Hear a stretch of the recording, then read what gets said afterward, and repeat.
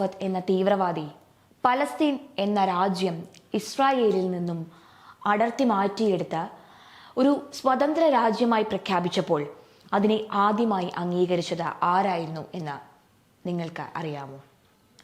ഇസ്ലാമിക രാജ്യമായ Saudi Arabia അല്ല. ഇസ്ലാമിക രാജ്യമായ പാകിസ്ഥാൻ അല്ല. ഇറാഖാണോ? അല്ല. അഫ്ഗാനിസ്ഥാൻ അല്ല. ഇനി ടർക്കിയാണെന്ന് ചിലപ്പോൾ നിങ്ങൾ പറഞ്ഞേക്കാം. അതുമല്ല. മറ്റേതെങ്കിലും അറബ് രാജ്യങ്ങളാണോ? അതുമല്ല. പിന്നെ ഏതായിരിക്കും? നമ്മുടെ മതേതര രാജ്യമായ ഇന്ത്യയാണ്. വിശ്വാസം വരുന്നില്ലായിരിക്കും അല്ലേ? ഇന്ദിരാഗാന്ധി പലസ്തീനെ രാജ്യമായി അംഗീകരിച്ച്, കൂടാതെ ജവഹർലാൽ നെഹ്റു സമാധാന അവാർഡ് പ്രഖ്യാപിക്കുകയും ചെയ്തു.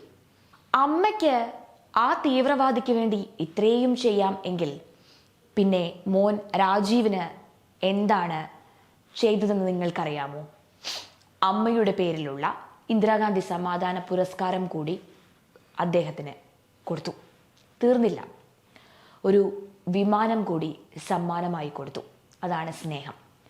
സ്വന്തം വർഗത്തോടും മാനുഷിക മൂല്യം കാട്ടുന്നവരോടുമുള്ള കോൺഗ്രസിന്റെ സ്നേഹമാണ് ഇത്. അപ്പോൾ ചിലപ്പോൾ നിങ്ങൾ ചോദിക്കുമായിരിക്കും, എന്താണ് ഞാനിപ്പോൾ നിന്ന് ഈ പറഞ്ഞുകൊണ്ടിരിക്കുന്നത് എന്ന്. പലസ്തീൻ വിമോചന നേതാവല്ലേ ഈ പറഞ്ഞ ആളെന്ന്? ഗാന്ധിജിക്ക് തുല്യനാണെന്നാണല്ലോ പത്രങ്ങളിലൊക്കെ ആ ആളെ പറ്റി വന്നിട്ടുള്ളത്. പറയാം. ഈ യാസർ ഖുറാഫത്ത് അല്ല, അറാഫത്തിന്റെ ഭാരത സ്നേഹവും ലോക സ്നേഹവും എന്താണ് എന്ന് പറയാം. 1. 103 രാജ്യങ്ങൾ അയാളെ തീവ്രവാദിയായി പ്രഖ്യാപിച്ചിരുന്നു. 2. 6 വിമാനങ്ങൾ ആ ആള് റാഞ്ചി അതിലുള്ള യാത്രക്കാരെ കൊന്നു. ഏകദേശം 2000-ഓളം പേരെ കൊന്നൊടുക്കി. 100 കണക്കിന് ബോംബ് സ്ഫോടനങ്ങൾ നടത്തി. ആദ്യമായി ലോകരാജ്യത്തിൽ നിന്നും സമാധാനത്തിനുള്ള ജവഹർലാൽ നെഹ്റു ഇന്ദിരാഗാന്ധി അവാർഡുകൾ ലഭിക്കാൻ സർവദാ യോഗ്യനാണല്ലോ ഈ പറഞ്ഞ ആള്. അയാൾക്ക് ആദ്യമായിട്ട് അവാർഡ് കിട്ടിയത് നമ്മുടെ ഇന്ത്യയിൽ നിന്നാണ് എന്നോർക്കണം. തീർന്നില്ല, ഇനിയുമുണ്ട്, കേട്ടോളൂ. IOC, അതായത് ഓർഗനൈസേഷൻ ഓഫ് ഇസ്ലാമിക് കൺട്രീസ്, ഇസ്ലാമിക രാജ്യങ്ങളുടെ കൂട്ടായ്മയാണത്. അതിൻ്റെ യോഗത്തിൽ ഈ സമാധാന പ്രേമി പറഞ്ഞത് എന്താണ് എന്ന് നിങ്ങൾക്കറിയാമോ? കാശ്മീരിനെ സ്വതന്ത്രമാക്കാൻ പാകിസ്ഥാൻ എന്ന് മനസ്സിൽ ആലോചിക്കുന്നുവോ, അന്ന് ഞാനും എൻ്റെ സംഘടനയും കാശ്മീരിൻ്റെ മോചനത്തിന് വേണ്ടി ഇന്ത്യക്കെതിരെ യുദ്ധം ചെയ്യുമെന്ന്. കഴിഞ്ഞില്ല, ഇനിയുമുണ്ട്. മനസ്സിന് കുളിരു കോരുന്ന കാര്യങ്ങളാണ് ഇനി പറയാൻ പോകുന്നത്. രാജീവ് ഗാന്ധി നെഹ്റു ശാന്തി പുരസ്കാർ എന്ന അവാർഡ് മാത്രമല്ല കൊടുത്തത്. 1 കോടി രൂപ ക്യാഷ് പ്രൈസ്, പിന്നെ 200 ഗ്രാം സ്വർണത്തിൽ പൊതിഞ്ഞ ഒരു ഷീൽഡും.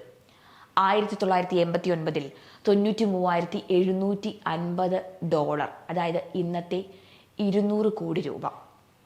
നോക്കൂ, 1990 ഗവൺമെന്റ് ജീവനക്കാർക്ക് ശമ്പളം കൊടുക്കാനായി ശ്രീ ചന്ദ്രശേഖർ റിസർവ് ബാങ്കിലെ സ്വർണം ബ്രിട്ടനിൽ കൊണ്ടുപോയി പണയം വയ്ക്കേണ്ടി വന്ന സംഭവം മറന്നിട്ടുണ്ടാകില്ല ആരും. അങ്ങനെ സാമ്പത്തികമായി വലിയ ബുദ്ധിമുട്ടിൽ നിൽക്കുന്ന ആ ഒരു സമയത്താണ് ഏകദേശം $1 ലക്ഷം ഈ തീവ്രവാദിക്ക് സമ്മാനമായി ഇവർ നൽകുന്നത്. വീണ്ടും രാജീവ് ഗാന്ധി ഇന്ദിരാഗാന്ധി സമാധാന അവാർഡ് കൊടുത്തു.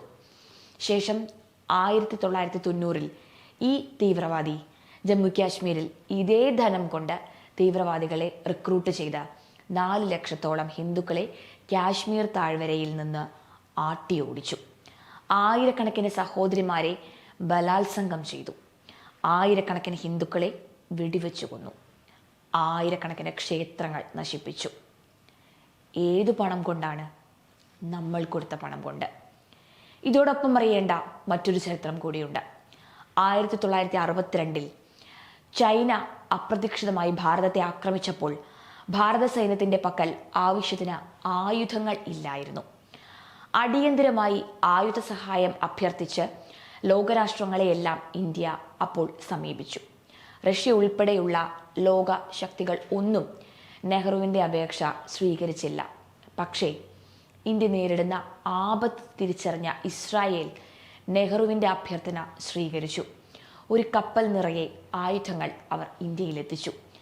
1962 ചൈന യുദ്ധം മുതൽ 99 കാർഗിൽ യുദ്ധവും സമീപകാലങ്ങളിലെ സർജിക്കൽ സ്ട്രൈക്കിലുമെല്ലാം ആവശ്യമുള്ള ആയുധങ്ങൾ നൽകി ഇന്ത്യയെ സഹായിച്ചത് ഇസ്രായേലാണ്.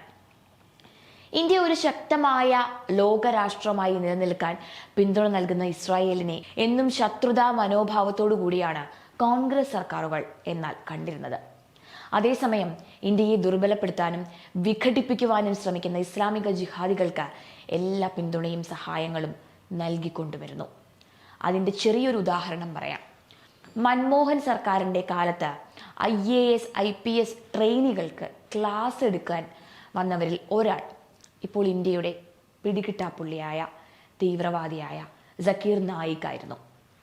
ആരാണ് രാജ്യദ്രോഹികൾ, ആരാണ് ദേശസ്നേഹികൾ എന്ന് പരിഗണിക്കാൻ ജനങ്ങൾക്ക് ഇപ്പോൾ സ്വാതന്ത്ര്യമുണ്ട്. സത്യം ചാരം മൂടിക്കിടന്നാലും ഒരു നാൾ അതിൻ്റെ അഗ്നി നാമ്പുകൾ പുറത്തു വരും എന്ന് കോൺഗ്രസ് മറക്കാതിരുന്നാൽ കൊള്ളാം.